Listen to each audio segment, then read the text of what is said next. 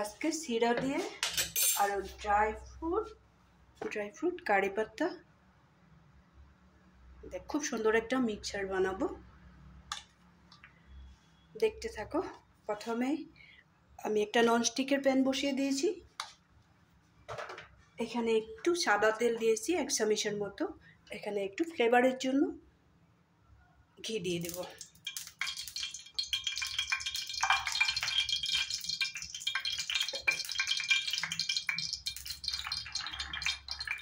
এখানে ড্রাই ফ্রুটগুলো দিয়ে দেব।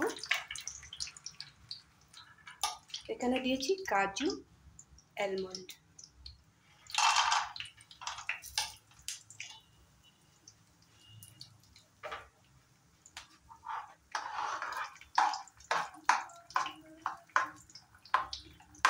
একটু সময় ফ্রাই করে নেব।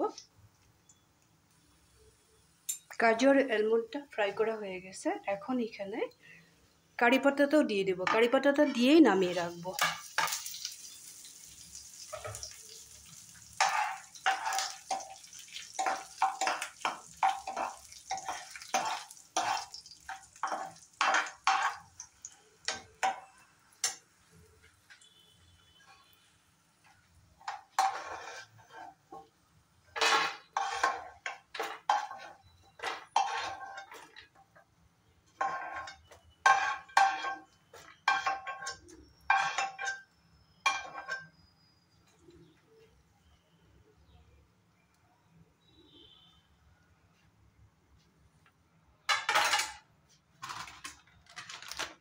এই ঘি আর তেলের মধ্যেই সিরাটা দিয়ে দেব।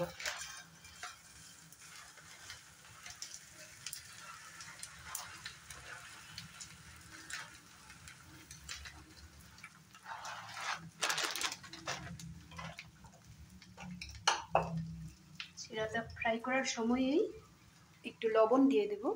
তখন চিরাটার গায়ে খুব সুন্দর করে লবণটা লেগে যাবে। আরেকটা জিনিস দেব।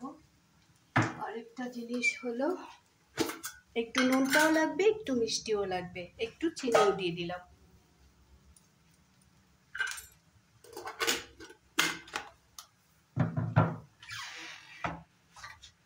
এখন ভালো করে ফ্রাই করে দেব।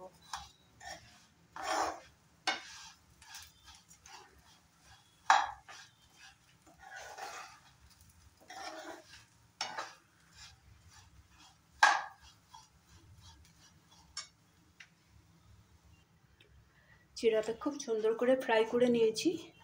এখন গ্যাসের ফ্লেমটা অফ করে দেব। অফ করে দিয়ে ফ্রাই করে রাখা ড্রাই ফ্রুট আর কারি পাতাগুলো এখানে মিশিয়ে দেব।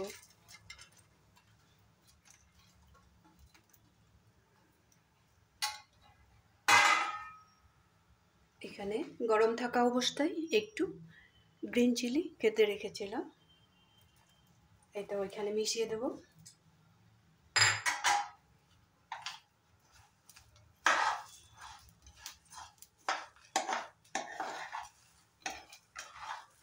আবার ভালো করে একটু সময় মিশিয়ে নেব। জিরা আর বাদামের মিক্সচারটা খুব সুন্দর করে মিলিয়ে নিলাম। এখন একটা থালায় ঢেলে রাখবো। যখন ঠান্ডা হয়ে যাবে তখন একটা কন্টেনারে ভরে রাখবো। এটা অনেক দিন ব্যবহার করতে পারবো। তোমরাও এইভাবে বাড়িতে বানিয়ে রাখবে। চায়ের সাথে খেতে খুবই ভালো লাগে।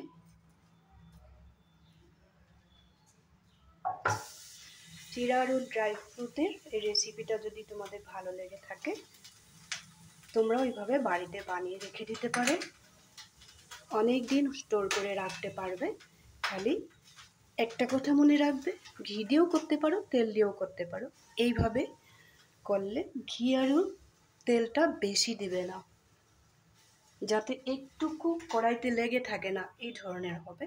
দেখো একটুকু তেল লেগে থাকে না।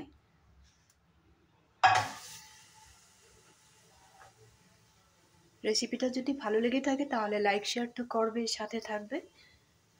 কমেন্ট করতে একদম ভুলবে না। বাড়িতে বানাবে কিন্তু।